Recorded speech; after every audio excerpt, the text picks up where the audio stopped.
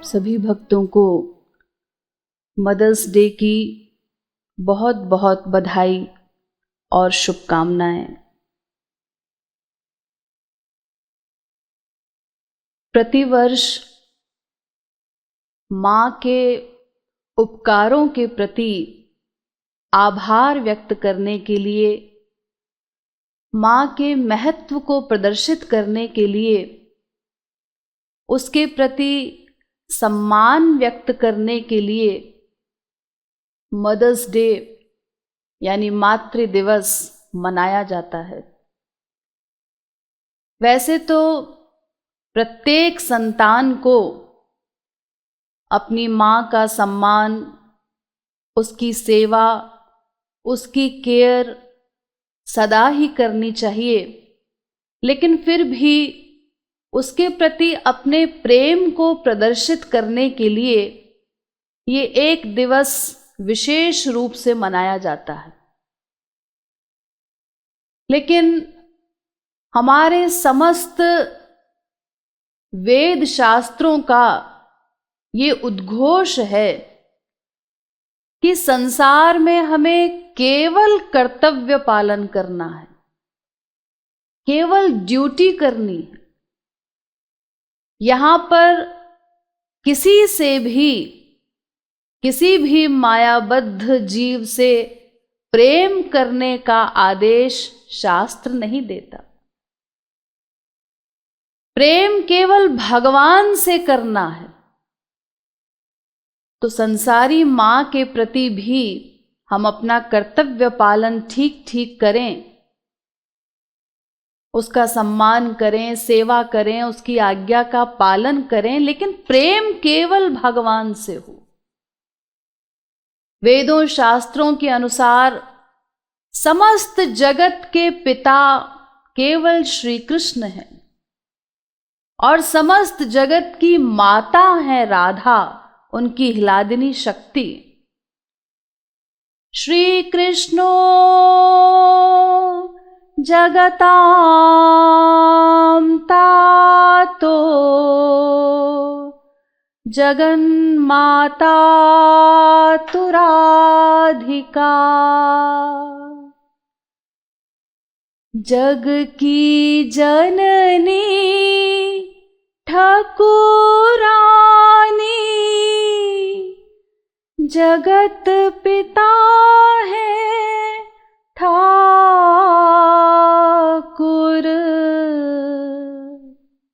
राधा रानी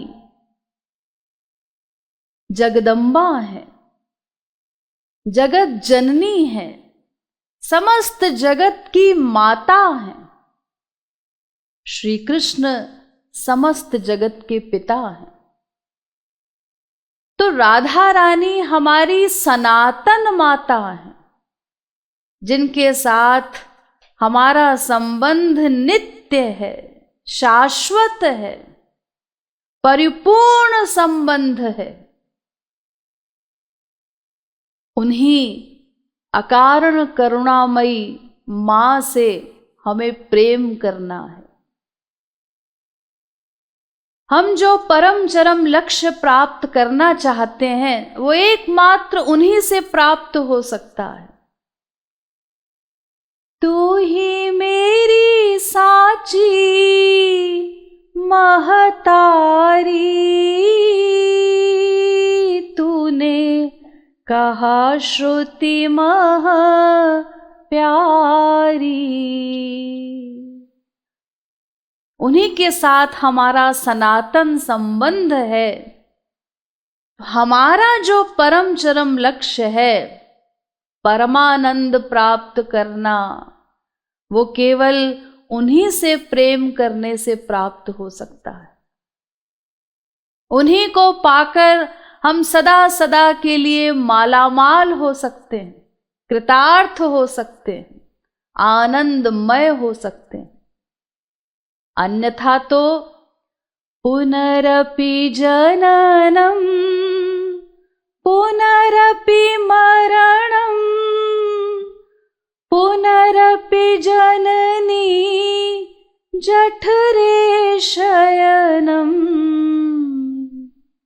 अगर उनसे प्रेम नहीं किया तो फिर बार बार संसारी माँओं के गर्भ में जन्म लेकर जन्म मृत्यु के अपार कष्ट को भोगना पड़ेगा। संसार में जो हमारी माँ है वो तो हर जन्म में बदलती रहती है। अनंतानंत जन्मों में हमने अनंत माँ बनाई। जब जब जहां जहां जिस योनि में गए वहां एक नई माँ हम बनाते हैं। प्रति जन्म नई नई माँ तो बनी माँ, बदली ना तेरी कभू साची माँ तो श्यामा। श्यामा श्याम गीत में श्री महाराज जी कहते हैं कि हर जन्म में तुम्हारी सांसारिक माँ, तुम्हारे शरीर की माँ तो बदलती रहती, लेकिन किशोरी जी वो सदा से हमारी माँ है, सनातन माता है। वो अकारण करुणामयी हैं, उनका प्रेम अहेतुक है। वो हमसे निस्वार्थ प्रेम करती हैं। यद्यपि संसार में भी माँ का प्रेम सर्वश्रेष्ठ माना गया है। जितने भी प्रेम है संसार में, उनमें सर्वोच्च प्रेम माँ का माना जाता है। उसको सबसे अधिक निश्चल निष्काम माना जाता है। लेकिन फिर भी वो पूर्णतया निष्काम प्रेम नहीं है। उसमें भी माँ का स्वार्थ छिपा होता है। संसार में कोई पूर्णतया स्वार्थ रहित हो ही नहीं सकता। तो मेरे बच्चे बड़े होकर के सेवा करेंगे अथवा बच्चों से मुझे सुख मिलेगा, अपने सुख की भावना उस मां के हृदय में छिपी होती। लेकिन किशोरी जी वो तो परिपूर्ण है। उनका हमसे कोई स्वार्थ नहीं, उन्हें हमसे कुछ नहीं चाहिए। अरे हम उनको दे ही क्या सकते हैं। हम किसी भी प्रकार उनकी सेवा करने में समर्थ नहीं हैं, किसी भी प्रकार उनके योग्य नहीं हैं, हर प्रकार से असमर्थ हैं, कुपुत्र हैं। लेकिन फिर भी वो हमें अपनाने के लिए, अपनी संतान को हृदय से लगाने के लिए, अपनी ममता हम पर लुटाने के लिए व्याकुल रहती, क्योंकि वो वात्सल्य की सिंधु हैं। अपार वात्सल्य प्रेम का सतत पारावार उनके हृदय में हिलोरे मारता रहता है, उमड़ता रहता है। वात्सल्य की सिंधु गोविंद राधे,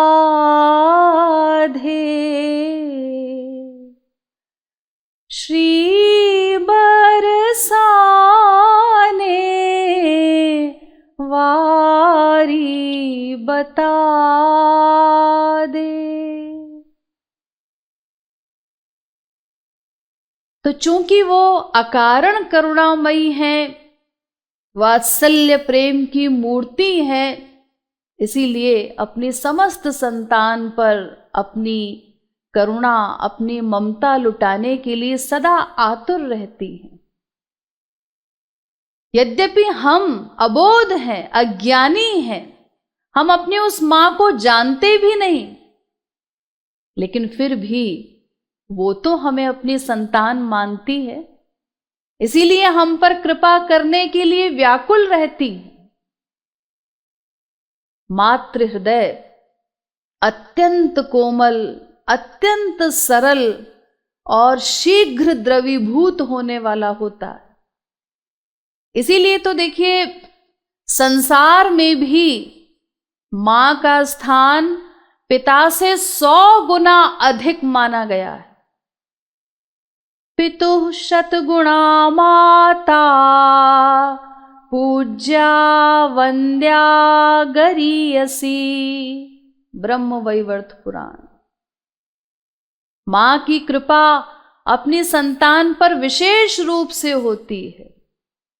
जितना प्रेम मां करती है, जितनी कृपा मां की होती है, उतनी पिता की नहीं हो सकती। इसीलिए तो देखिए, जब जब हमारे ठाकुर जी में और हमारी मां किशोरी जी में कृपा के विषय में होड़ होती है, तब तब हमेशा किशोरी जी ही जीतती हैं, ठाकुर जी हमेशा हार जाते हैं। होड़ जब होए कृपा में, हारे नित ठाकुर।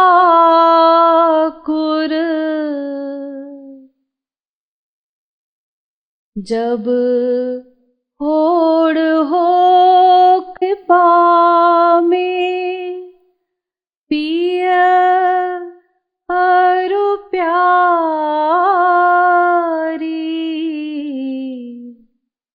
पिय हारे जीते मोह कृपालु सुकुमारी। ठाकुर जी को हमेशा हारना पड़ता है।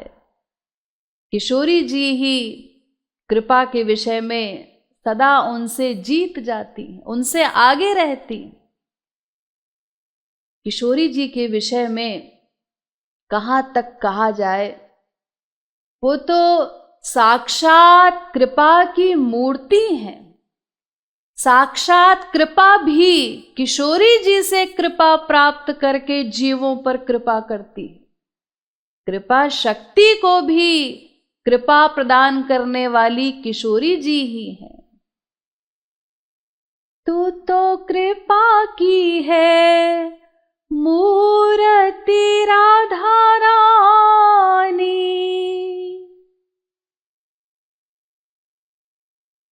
तुम करुणा की मूर्ति श्यामा, अस कह रसिकन श्यामा, श्यामा श्यामा श्यामा। किशोरी जी साक्षात कृपा स्वरूपिणी है।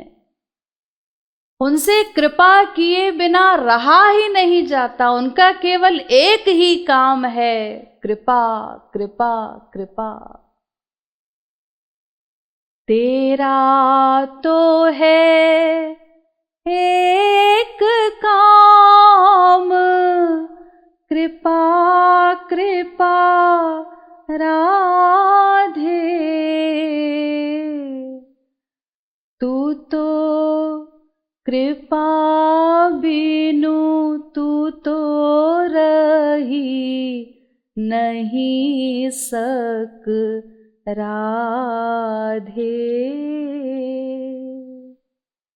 जैसे मछली वो बिना पानी के जीवित नहीं रह सकती, इसी प्रकार कृपा राधा रानी का जीवन है। वो कृपा किए बिना रह ही नहीं सकती। तेरा तो है तन मन प्राण कृपा राधे। तू तो एक कृपा को ही दूजा रूप राधे। कृपा का ही दूसरा नाम है राधा। तो वो केवल कृपा ही करती हैं। हमारे ठाकुर जी, उन्होंने तमाम कार्य किए, तमाम असुरों का वध भी किया, तमाम मारधाड़ वो करते हैं। यद्यपि उनका वो कोप भी कृपा का ही एक स्वरूप है। जितने असुरों को भगवान ने मारा वो सब भगवान के लोक में गए।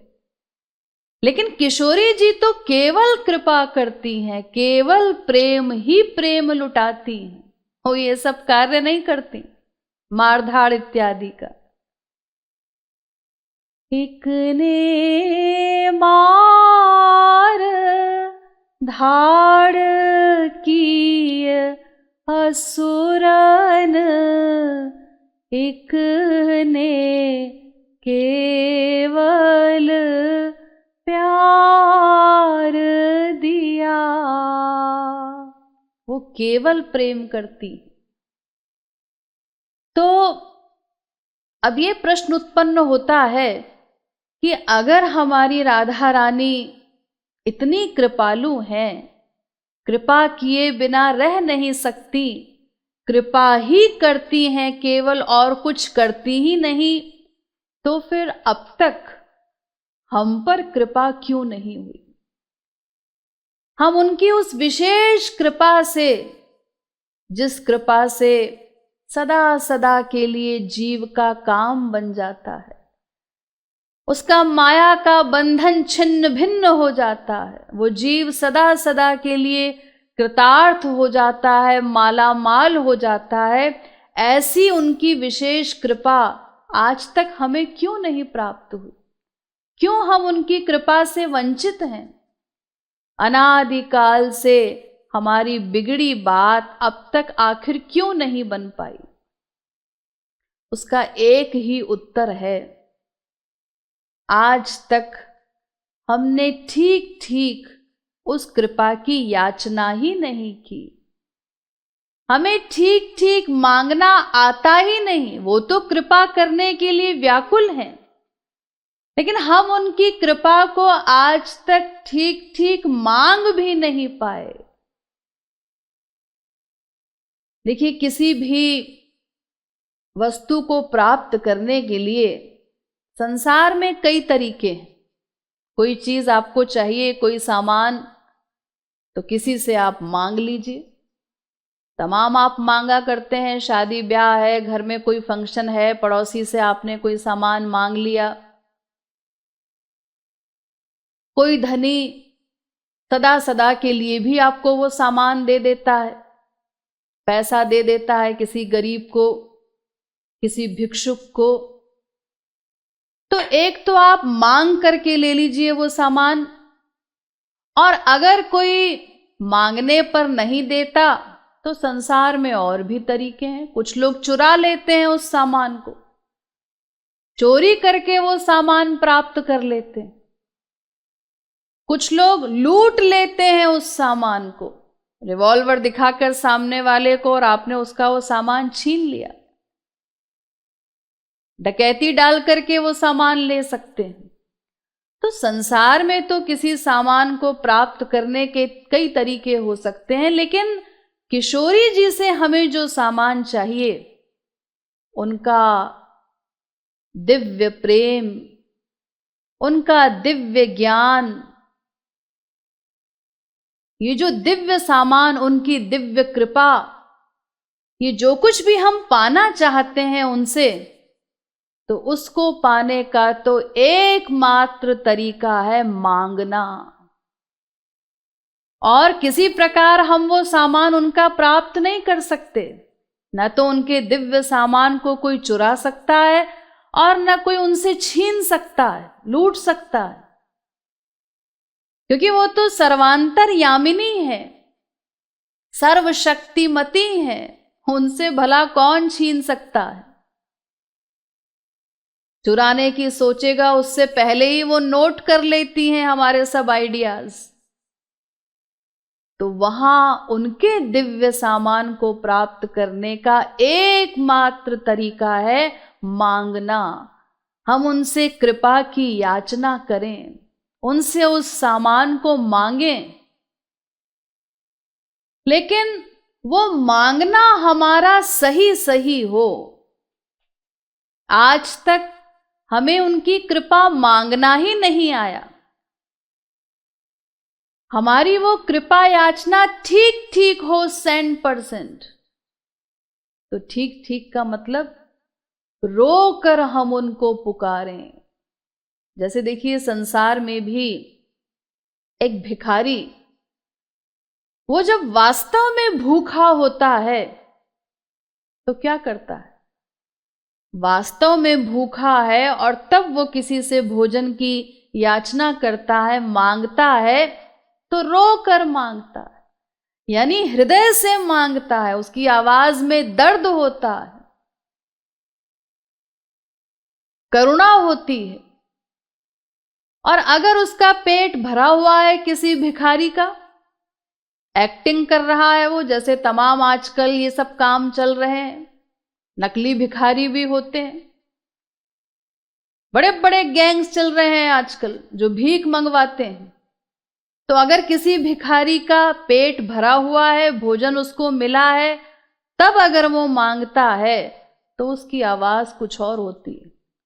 फिर वो यहां से मांगता है, केवल गले से, कंठ से आवाज निकल रही है, उसकी उस आवाज में दर्द नहीं होता, अकड़ के मांगता है। तो ऐसे ही भगवान से, किशोरी जी से हमें जो दिव्य सामान चाहिए, दिव्य आनंद चाहिए, तो उसे मांगने के लिए व्याकुल होकर, रोकर हमें उन्हें पुकारना होगा। अन्यथा अगर हम ऐसे ही एक्टिंग में मांग रहे हैं, कोई दर्द नहीं है, भीतर से आंसू नहीं निकल रहे, ऐसी याचना का क्या मतलब है? इसका तो यही मतलब हुआ कि हम उनसे एक्टिंग कर रहे हैं। आनंद हम संसार में मानते हैं, किशोरी जी में आनंद मानते ही नहीं, इसीलिए हम ठीक ठीक मांग भी नहीं पाते। तो ऐसी एक्टिंग में जब हम उनसे मांगेंगे, संसार में आनंद मानेंगे, न उनको हमने अपनी मां माना, न उनको कृपामयी माना, किसी बात पर फेथ नहीं, और एक्टिंग में कृपा याचना हो रही है, तो फिर किशोरी जी हम पर कृपा क्यों करेंगे? तो इसीलिए वो पुकार हमारी वास्तविक हो, रोकर हमें उनसे प्रार्थना करनी। तेरी माया ने सताया अतिशय राधा रानी, निज सुत को छुपा ले आंचल राधा रानी। हे मां, मैंने अपनी गुरुवर की अनुकंपा से ये जान लिया है कि तुम ही मेरी वास्तविक माता हो, सनातन मां हो। हे मां, मैं तो अब तक तुम्हारी दासी माया के थपेड़े अनंत जन्मों से सहता आया हूं, अब भी सह रहा हूं, निरंतर वो थपेड़े खा रहा हूं। हे मां, किसी भी प्रकार अपने इस अबोध शिशु को अपनी दिव्य गोद में लेकर के सदा सदा के लिए कृतार्थ कर दो। मैं तो तुम्हारा नवजात शिशु हूं। हम शिशु नवजात तिहार,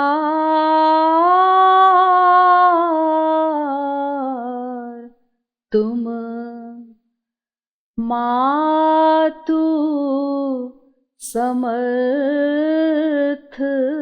हमार। मैं तो तुम्हारा अबोध अज्ञानी नवजात शिशु हूं, जो अपना भला बुरा भी नहीं जानता, लेकिन तुम तो मेरी समर्थ मां हो, तुम समर्थ मात हमार। तुम तो सर्व समर्थ हो, किसी भी प्रकार मुझे अपना लो, मेरे अवगुणों की ओर न देखो। शिशु मारे लात गर्भ माना, माने दोष शिशु राधे, गोविंद गोविंद राधे। जैसे संसार में भी कोई माँ गर्भस्थ शिशु के लात मारने पर वो भीतर से माँ के पेट में लात मारता है, लेकिन अपने शिशु से नाराज नहीं होती, उस पर क्रोध नहीं करती, उससे घृणा नहीं करती, फिर तुम तो मेरी अकारण करुणामयी माँ हो, इसीलिए मेरे अपराधों की ओर ध्यान न दो। मैं तो तुम्हारा अबोध शिशु हूं, अत्यंत अज्ञानी हूं। तो जैसे संसार में भी कोई अबोध बच्चा, कोई शिशु, वो अपनी मां को नहीं जानता। शिशु नवजात न जानत मातहि,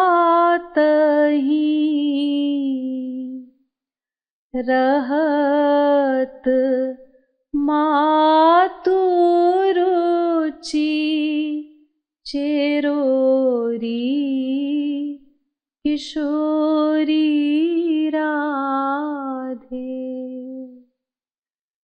त्यों होती अबोध जड़ पामर,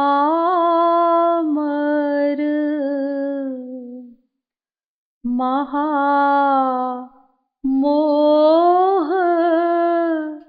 तम घेरोरी, किशोरी राधे। अपनी ओर टुक हेरोरी, किशोरी राधे। तो हे मां, मैं तो तुम्हारा अत्यंत अज्ञानी, अबोध, जड़मती, पतित शिशु हूं। संसार में भी जैसे शिशु मां को नहीं जानता, लेकिन मां बार बार अपने उस भोले भाले शिशु को ये ज्ञान कराती है, ये बोध कराती है कि मैं तुम्हारी मां हूं। तो मैं तो महामोह तम घेरोरी, मोह रूपी अंधकार से घिरा हुआ हूं, तुम्हें भूला हुआ हूं, लेकिन तुम तो मेरी सर्वसमर्थ माता हो, इसलिए किसी भी प्रकार मेरे अवगुणों की ओर न देखकर, अपने विरध की ओर देखकर मुझे अपना लो। तो इस प्रकार हमें रोकर अपनी मां को पुकारना है, उनसे कृपा की याचना करनी। हमारे पास और कोई बल नहीं।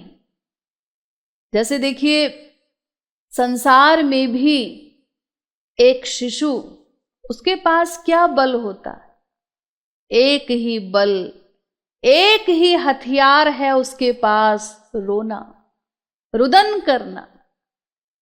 जहां उसने आंसू बहाए, रोना शुरू किया, और मां घर का सारा काम छोड़ करके पहले अपने शिशु के पास दौड़ी चली आती, उसे तुरंत अपनी गोद में ले लेती। तो ऐसे ही हमारे पास भी ये एक ही बल है, आंसू, जिनसे हम किशोरी जी को प्राप्त कर सकते हैं। इन आंसुओं को देखकर वो भी दौड़ी चली आती हैं। ये आंसू किशोरी जी की वीकनेस हैं, उनको सबसे अधिक पसंद है, क्योंकि इन्हीं आंसुओं से जीव का अंतःकरण शुद्ध होता है। नवजात शिशु बनी, गोविंद राधे, करु क्रंदन मन शुद्ध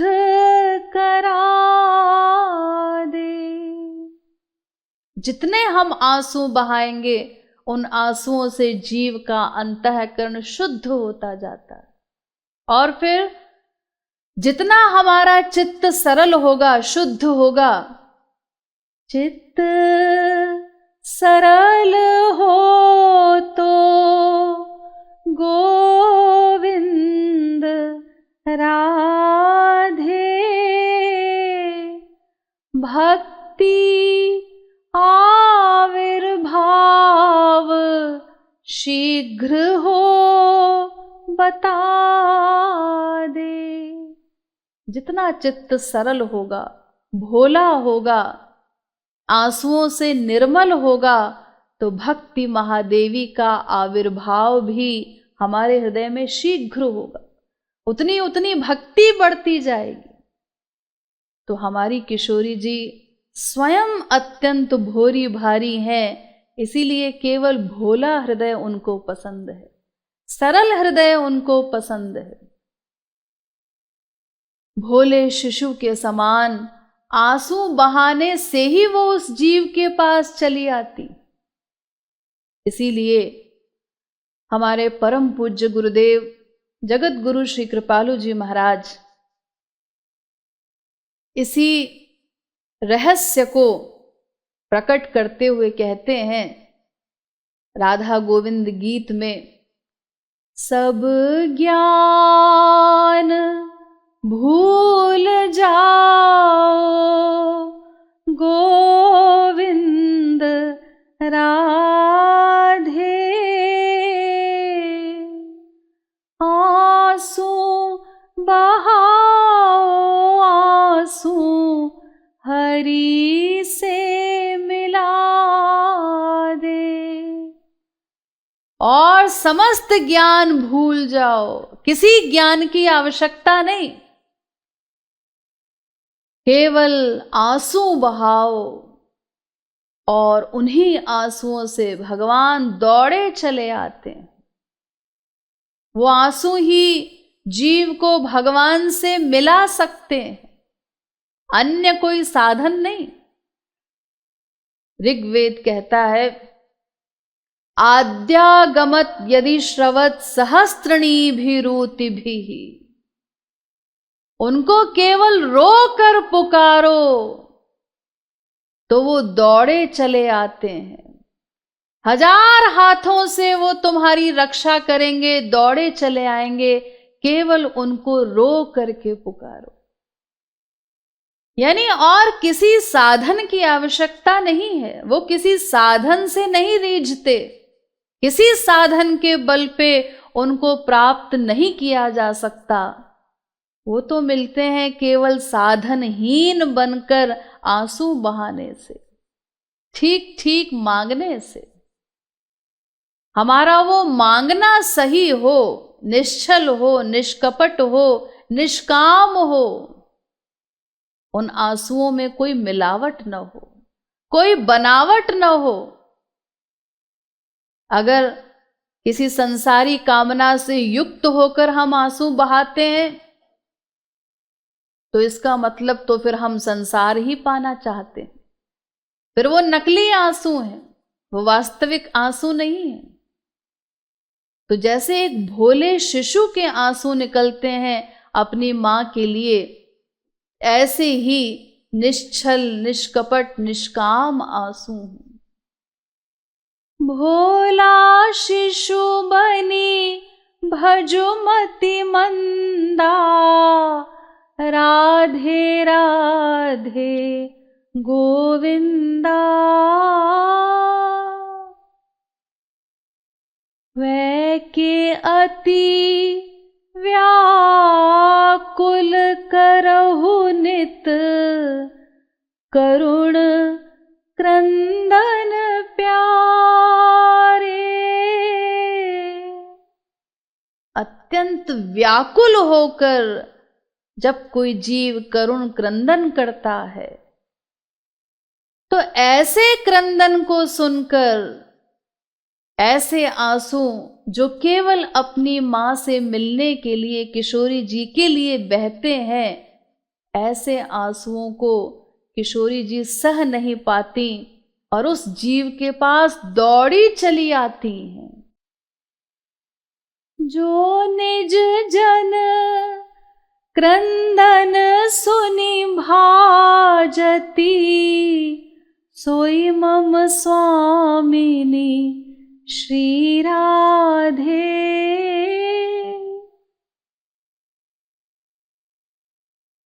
करुण क्रंदन, जिससे वो भागी चली आती हैं।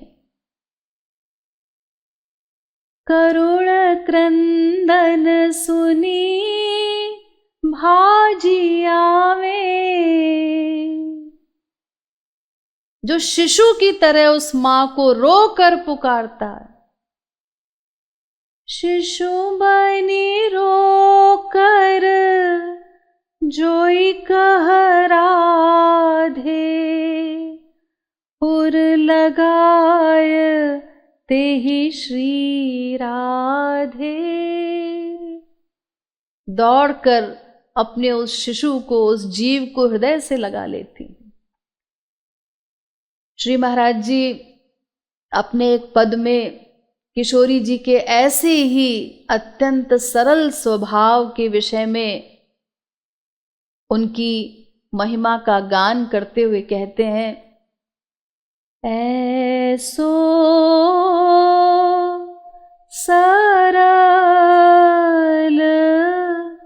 सुभाय श्री श्यामा जू को, जैसो नहीं कहूँ सुन्यो न देखो, हो कह भुजहि उठाय श्री श्यामा जू को,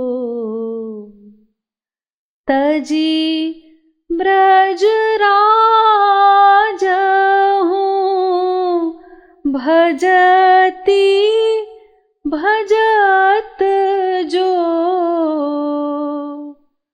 क्रंदन करुण सुनाय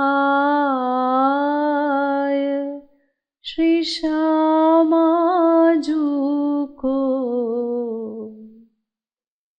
ऐसा सरल स्वभाव कि जब किसी जीव को आंसू बहाते देखती हैं तो तजी ब्रजराज हूं, अपने प्रियतम श्याम सुंदर को भी छोड़ करके उस जीव के पास दौड़ी चली आती।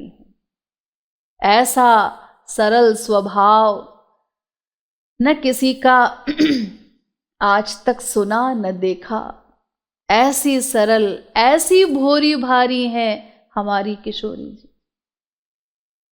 तो इन आंसुओं में, इस करुण क्रंदन युक्त पुकार में इतनी शक्ति है कि ये आंसू किशोरी जी को हमारे सामने लाकर खड़ा कर देते। वो दौड़ी चली आती हैं। और यही आंसू अगर संसार में बहते हैं, संसार के लिए अगर हम आंसू बहाते हैं, संसार के किसी भी अभाव में, वियोग में, किसी भी कष्ट में, तो फिर इन्हीं आंसुओं से 84 लाख का बंधन प्राप्त होता है। 84 लाख योनियों में हम भ्रमण करते रहते हैं, आज तक कर रहे हैं, क्योंकि ये आंसू हमने भगवान के लिए नहीं बहाए, किशोरी जी से मिलने के लिए आज तक नहीं बहाए। इसीलिए देखिए श्री महाराज जी राधा गोविंद गीत में आंसुओं का महत्व प्रकट करते हुए कहते हैं, जो हरि हित बह गोविंद राधे, जग में न रोना पड़े हंसते बिता दे। अगर ये आंसू भगवान के लिए, गुरु के लिए निकलते हैं, तो भगवान के लिए जो जीव आंसू बहाता है, तो उसकी स्थिति फिर क्या होती है? जग में न रोना पड़े। उस जीव को फिर संसार में रोना नहीं पड़ता, हंसते बिता दे। वो संसार में अपना जीवन हर परिस्थिति में हंसते हुए बिताता है। संसार के स्वरूप को, आत्म स्वरूप को वो जीव समझ लेता है, इसीलिए सुख दुख से ऊपर उठ जाता है। तो संसार में फिर उसके आंसू नहीं निकलते और केवल अपने प्रभु से मिलने के लिए ही, उनकी सेवा के लिए, उनके प्रेम के लिए वो कृपा याचना करते हुए अश्रु बहाता है। और अगर कोई जीव संसार के लिए आंसू बहा रहा है, उनके लिए नहीं बहाता, तो उसकी दशा फिर क्या होती है? जग हित रोने का अंत ना बता दे। अगर उसके आंसू भगवान के लिए नहीं बहते, संसार के लिए बहते हैं, तो फिर कहा जा रहा है कि जग हित रोने का अंत न बता दे। फिर तो पूरा जीवन उसका रोते हुए ही बीतता है, क्योंकि संसार में तो हमारी कामनाओं का कोई अंत ही नहीं। हर कामना की पूर्ति के लिए वो गिड़गिड़ाता रहता है, आंसू बहाता रहता है। संसार का कोई भी संयोग नित्य नहीं है, तो यहाँ की कोई भी वस्तु या व्यक्ति, उसका वियोग अवश्य होगा। उसके वियोग में, उसके अभाव में, कभी किसी कष्ट में, कभी किसी कामना की चाह में वो निरंतर आंसू बहाता रहता है, सदा रोता रहता है। इसलिए हमको आंसू केवल एक ही जगह पर बहाने हैं, ताकि संसार में हमें रोना न पड़े कभी। और हमने यही गलती की। हम तो अनंतानंत जन्मों से केवल संसार में ही रोते आए हैं।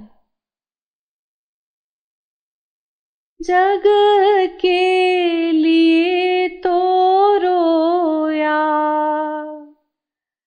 जग आगे रोया, बहुत ना तेरे आगे रोया राधे।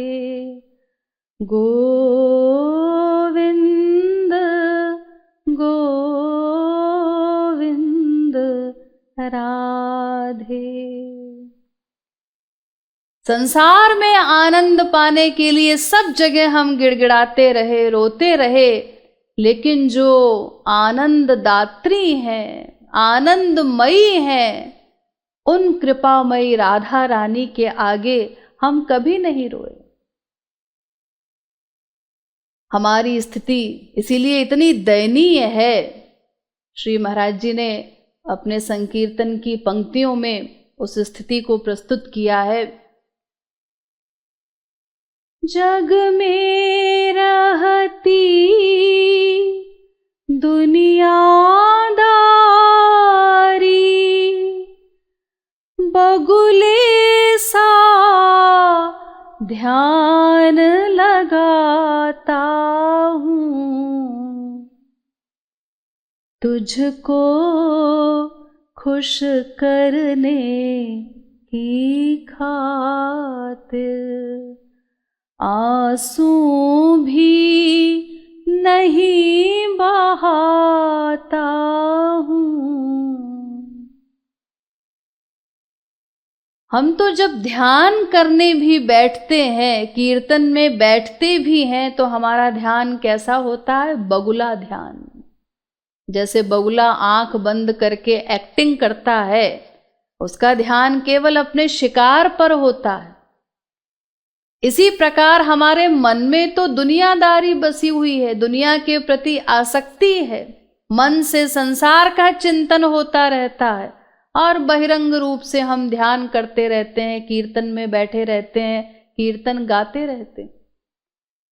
यानी अभी तो इतना अभिमान हमारे रोम रोम में भरा हुआ है कि भगवान के लिए आंसू आते ही नहीं। अभिमान तो इतना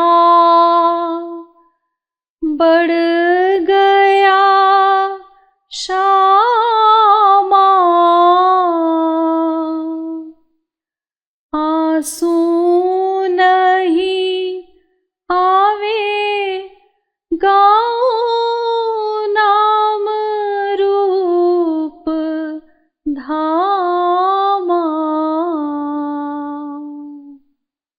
तो अभी तो हमारे आंसू निकलते ही नहीं, और अगर कभी निकल भी जाएं तो उन जरा से आंसुओं के निकलते ही तुरंत अहंकार हावी हो जाता है। पहले तो अभिमान के कारण आंसू आते ही नहीं, और अगर कभी कुछ आंसू आए भी कीर्तन में तो फिर अहंकार हावी हो जाता है। जरा से आंसू निकले और हम अपने आप को सर्वश्रेष्ठ भक्त मानने लगे। मैं तो बहुत उच्च कोटि का साधक हूं, मेरे तो आंसू निकलते हैं, सामने वाले के आंसू नहीं निकलते। तो अगर ऐसा अहंकार भी आया तो वो सारे आंसू निरर्थक हो गए, वो व्यर्थ हो गए, वो नकली आंसू हैं, वो भी फिर असली आंसू नहीं है, वो सच्ची पुकार नहीं है। अगर कभी कुछ आंसू आते भी हैं तो उसमें भी हमको हरि गुरु कृपा को ही रियलाइज करना चाहिए। हरि गुरु कृपा मानो, गोविंद राधे, मन जब हरि हित आंसू बहा दे। उसमें भी उनकी कृपा माननी चाहिए कि ये तो उनकी कृपा है जो मेरे कुछ आंसू छलक रहे हैं, अन्यथा मुझ जैसा नारकीय जीव भला भगवान के लिए कभी कैसे आंसू बहा सकता है। मैं तो निरंतर संसार में ही आसक्त रहता हूं, तो ये तो उन्हीं की कृपा है जो मेरे नेत्रों से उनके लिए कुछ आंसू छलक रहे हैं। तो इसमें भी हम उनकी कृपा माने। तो ये जो आंसू है, ये किशोरी जी की कृपा का कोई मोल नहीं है। अरे उनकी कृपा तो दिव्य है, अनमोल है, उसका कोई मूल्य हो ही नहीं सकता। तो आंसू बहाने का मतलब क्या? आंसू बहाने का मतलब तो केवल मांगना, रोने का मतलब मांगना। तो हम तो उनसे मांग रहे हैं, कुछ उनको दे नहीं सकते, दे नहीं रहे हैं, तो फिर अभिमान कैसा? किस बात का अभिमान? हमें तो केवल स्वयं को कुपुत्र मानकर रोकर उनसे कृपा की याचना करनी। माना मैं पतित सुत हूँ तो तव श्यामा, मल सने शिशु को उठा ले मातु धामा। हे मां, मैं तो तुम्हारा अत्यंत अधम पतित पुत्र नहीं कुपुत्र हूं, लेकिन हे मां, संसार में भी जैसे एक मां अपने मल से सने हुए शिशु को भी अपनी गोद में ले लेती है, उससे घृणा नहीं करती, इसी प्रकार मैं तो तुम्हारा अबोध शिशु हूं, कुपुत्र हूं, हर प्रकार से अयोग्य हूं, लेकिन तुम तो मेरी कृपामयी मां हो। जैसा भी हूं मैं हूं तो तुम्हारा ही पुत्र, इसीलिए किसी भी प्रकार मुझे अपना लो, मुझ पर कृपा करो। अब लो सोया नहीं गोविंद राधे, निज शिशु को निज गोद सुला दे। अनादिकाल से तुम्हारी दासी माया के थपेड़े सहता हुआ जाग रहा हूं, लेकिन हे मां, अब मैं तुम्हारी दिव्य गोद में चैन की नींद सोना चाहता हूं। अपने इस पुत्र को किसी भी प्रकार अपनी गोद में ले लो। अब तक मैं संसार के लिए रोता रहा, लेकिन ऐसी कृपा कर दो कि अब ये आंसू केवल तुम्हारे लिए ही निकलें। जग के लिए तो रोया गोविंद राधे, रोया नहीं तेरे लिए अब तो रुला दे। अब ऐसी कृपा कर दो कि केवल तुम्हारे लिए रोता रहूं, आंसू बहाता रहूं। मैं और कुछ नहीं चाहता। भुक्ति ना दे, मुक्ति ना दे, वैकुंठ ना दे, पतित कृपालु को रोना सिखा दे। मुझे न भुक्ति चाहिए, न मुक्ति की अभिलाषा है, न मैं तुम्हारा वैकुंठ धाम प्राप्त करना चाहता हूं। मैं तो अब केवल तुम्हारा स्मरण करते हुए तुम्हारे लिए रोना चाहता हूं। तेरे लिए रोना दे दे प्यारी बरसाने वारी। बस इन्हीं आंसुओं की याचना कर रहा हूं। रो रो मांगू कृपा तेरी, कृपा करू राधे। रो रो मांगू कृपास, कृपा करू राधे। तुम मेरे पास आओ या न आओ, वो तुम्हारी इच्छा, लेकिन कम से कम इतनी तो कृपा कर दो कि रो रो कर ही मैं तुम्हें सदा बुलाता रहूं। तू चाहे आवे चाहे नहीं आवे राधे, रो रो के बुलाया करूं ऐसी बना दे। हे मां, मैं तो इतना विचित्र भिक्षुक हूं कि ठीक ठीक भीख मांगना भी नहीं जानता। भीख मांगना भी मोही आवे नहीं राधे, और कछु ना दे मोही, और कछु ना दे मोही, मांगना सिखा दे।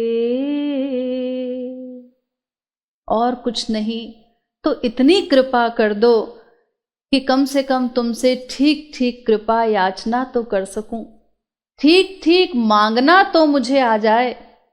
मैं केवल एक नवजात शिशु बनना चाहता हूं, जिस शिशु के लिए केवल अपनी मां ही सर्वस्व होती है, वो उसके अतिरिक्त और किसी को नहीं जानता। तो हे मां, तुम ही कृपा करके मुझे वो नवजात शिशु बना दो। भुक्ति ना दे, मुक्ति ना दे, वैकुंठ ना दे। भुक्ति ना दे, मुक्ति ना दे, वैकुंठ ना दे। नवजात शिशु जनु भोला बना दे। उस शिशु की भांति मेरा हृदय सरल हो जाए, भोला बन जाए, ताकि मैं तुम्हारे वात्सल्य प्रेम का, तुम्हारी कृपा का अधिकारी बन सकूं। इस प्रकार रोकर उनसे कृपा की याचना करनी है। और ऐसा न हो कि थोड़े से आंसू हमने बहाए और निराशा आने लगी। अरे हमें तो इतने दिन हो गए रोते रोते, अब तक तो किशोरी जी आई नहीं। ये निराशा तो परम शत्रु है।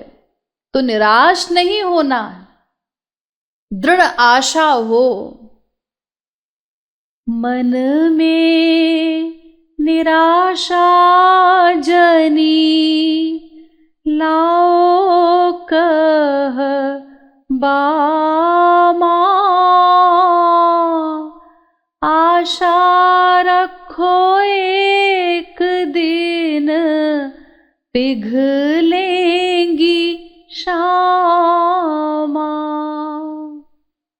ये दृढ़ विश्वास हो कि एक दिन जब हमारी पुकार सही होगी तो किशोरी जी का हृदय अवश्य पिघलेगा।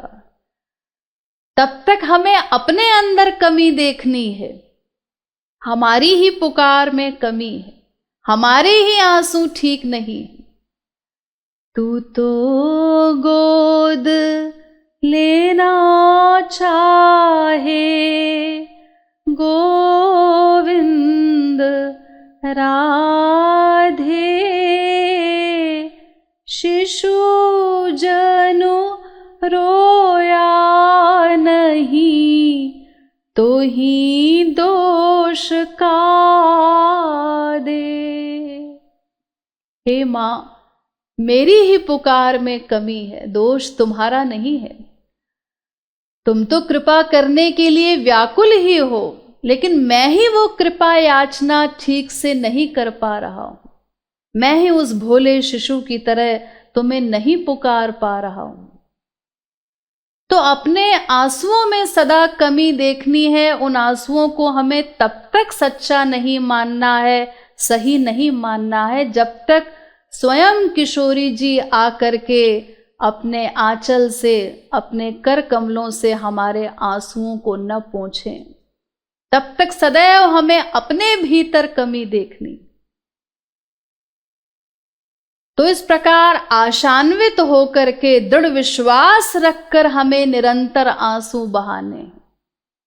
इस मदर्स डे पर हमारा यही संकल्प होना चाहिए कि हमारे आंसू अब केवल हमारी मां किशोरी जी के लिए ही बहें, संसार के लिए अन्यत्र कहीं न बहें। यही आंसू हमें उन्हें भेंट देने हैं, उपहार स्वरूप प्रदान करने हैं, क्योंकि यही उनको पसंद है। इसीलिए श्री महाराज जी श्यामा श्याम गीत में कहते हैं, तो ही भेंट का दूं श्यामा,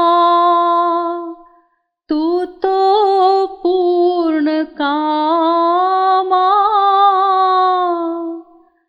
आंसुओं का हार उपहार ले लो श्यामा। हे मां, मेरे पास तुम्हें देने के लिए और कुछ भी नहीं है, केवल ये आंसू हैं।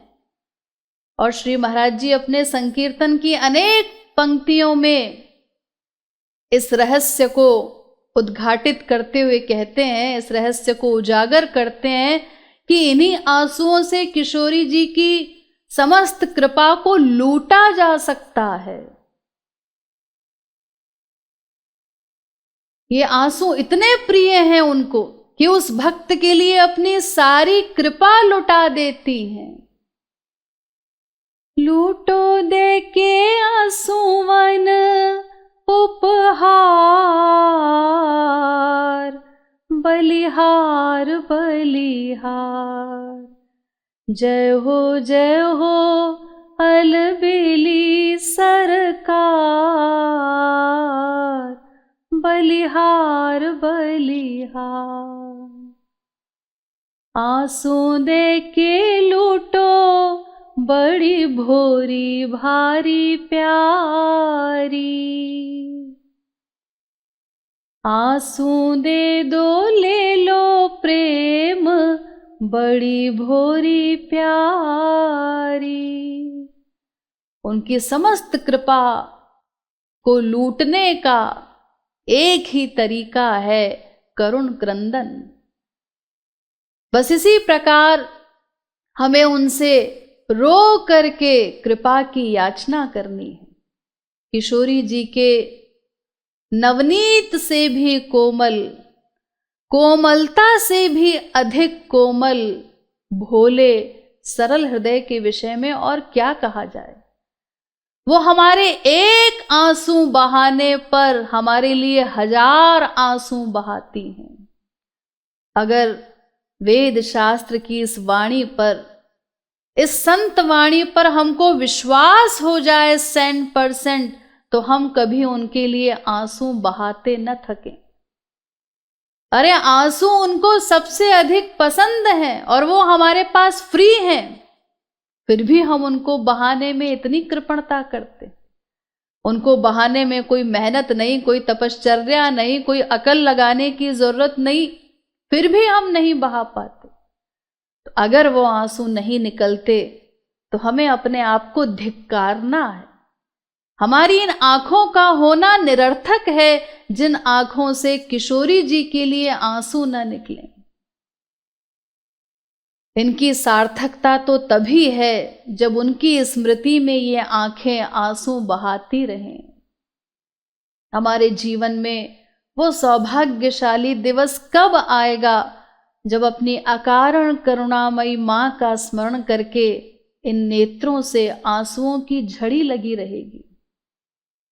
तो बारंबार अपने हृदय को, अपनी आंखों को, स्वयं को, इस जीवन को हमें धिक्कारना है जिस जीवन में अपनी मां से मिलने के प्रति कोई व्याकुलता ही नहीं।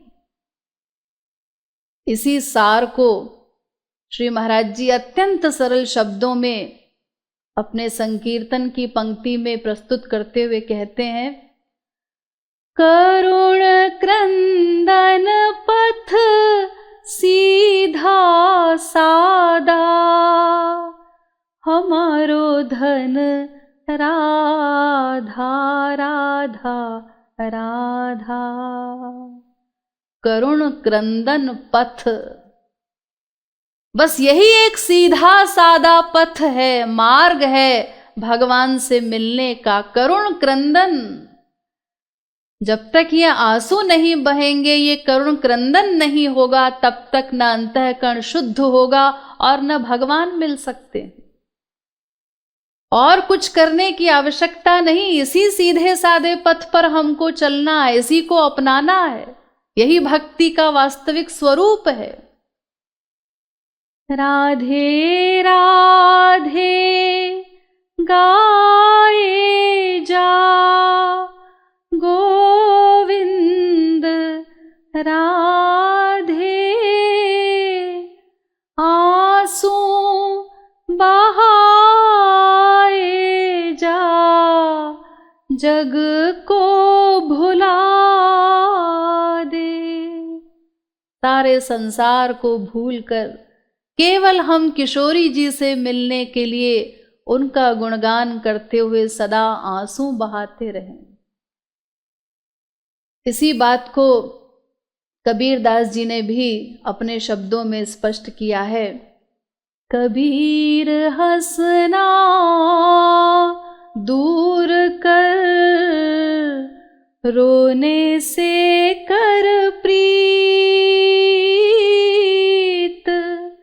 बिन रोए किन पाइया, प्रेम पियारो मी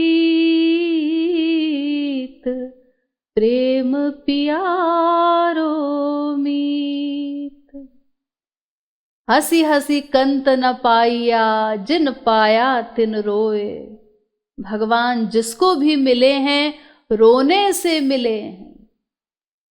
रोने का मतलब क्या? उनके लिए व्याकुल होना। जब तक वो व्याकुलता ही नहीं होगी उनसे मिलने की, तो वो हमें क्यों मिलेंगे, हमारे पास क्यों आएंगे? इसीलिए व्याकुल होकर उनके लिए आंसू बहाने हैं। राधा है कृपा शक्ति, गोविंद राधे।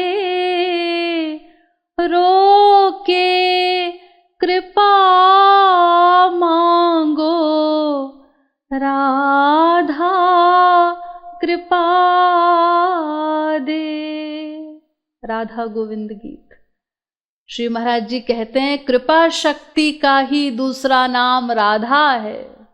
वो स्वयं कृपा स्वरूपिणी है और केवल मांगने से कृपा करती हैं, बशर्ते हमारा मांगना सही हो।